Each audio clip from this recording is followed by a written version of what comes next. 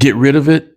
Get rid of it. Get rid of it. Did you know that stuff is keeping you from your true goal? It's keeping you from your big prize. It's keeping you from your possibly your blessing that you want. Get rid of it. It's story time. I remember I wanted to buy the home that I'm in right now. For years, I'm trying to save up, doing different things and everything. And the prices in LA are just going up, up, up, up. Can't keep up with it, right? Can't keep up. Then it got to, but at the time, it was like unaffordable. But at the time, I was doing well. I was like, man, I got this Beamer 750. I think I had another BMW I bought for my daughter. I had like 3 or 4 cars. I don't know all the cars. I had a 4Runner. I had all that going on. Plus, I always had to have the nice clothes and look good. I was going out. I was having fun. I was traveling. I was doing all these things, but I wasn't able to get the house. And it got to the point in my mind, I was like, I, there's a saying, you got to get rid of the old stuff to make room for the new stuff. So I said, you know what? I'm liquidating. I'm liquidating these cars, liquidating these cars, liquidating these clothes, just liquidating stuff, selling off everything. Why? Because when that house comes up and they say you need so and so thousand down with no excuses, I want to have it. I want to have it. I don't want to have any excuses. I want to be like, dang, if I had not gone to those 5, 10, 15, 20 happy hours over the course of a year, I would have that extra so and so $1,000. If I wasn't paying all this money per month on this BMW and these other cars, plus insurance, plus gas, plus maintenance, I would have that. See, we don't know that you would have it, but the car is eating up your dream. The gas is eating up your dream. The insurance is eating up your dream. So in my story, I liquidated. I sold the Beamer. I sold the other Beamer. I sold the 4Runner. I started liquidating everything. I started scaling back, not going out as much, not doing as much.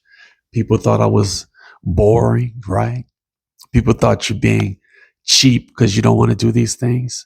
But I had the big goal in mind, and that was that house, to have that money, because I knew when the time comes and they say, okay, Sean, you need 10, 20,000, 30,000, 40,000 down to compete with the flippers that are buying these homes, to compete with everybody else. You need the money down so you can qualify. Because if you come in with 3%, you're just not going to win.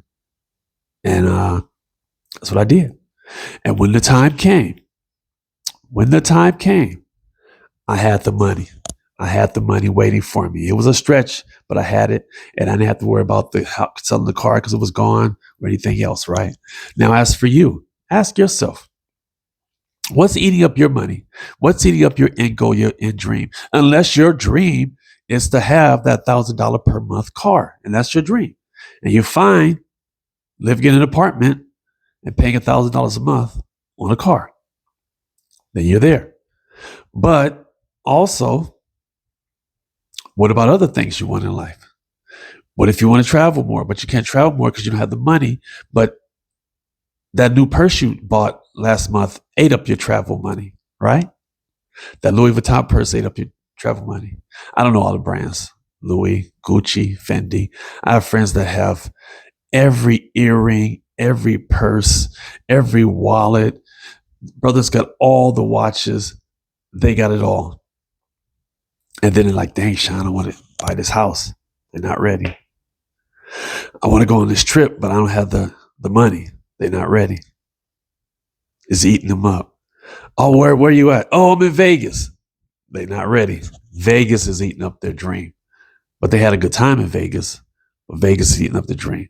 How you going to be in Vegas partying, but you still live with your mama? Oh, I'm hurting some feelings. Unless you want to live with your mama. And unless she needs you there. There are those people. But I'm saying you're there because you can't afford to do anything else. Something's probably eating up your stuff. Liquidate. Get rid of it. Plus, in the 50 and over zone, remember, The accumulation ages were what, in your 20s, your 30s, your 40s. By your 50s, you need to start downsizing, get rid of stuff, because the reality is it's just taking up room. And too much of us, we think we're going to need this stuff later and we never use it. I hope my mom doesn't see this, but she got to the point with her. I think she stopped it now, but she would go to the store all the time and kept buying the same stuff over and over again. And finally, I looked in her storage room. It's like, oh my God, do you know how many of these you have? She said, oh yeah, I didn't even know those were in there. It's almost a habit that you just got to get more, instead of, I said, let's get rid of all this stuff first, Mom, before we buy any more. Let's stop shopping for different things unless you know, get rid of it. Put in the comments some things that you should get rid of so that you can reach your dreams. I'm just having a conversation with you, and it's like a aha, make room. And hey, let me tell you this last part too. When I liquidated everything, not everything, but most things, especially most things that were eating up my money, I also started packing.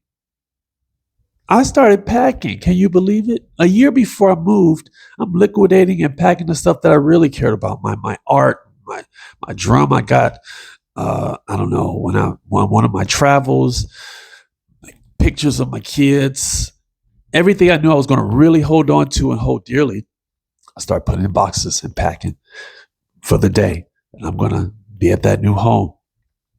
And it all worked out. So put in the comments, the conversation here, what are you willing to get rid of? And what are you not willing to get rid of? I'm curious about that. All right. Let's talk. Let's laugh. Tell me.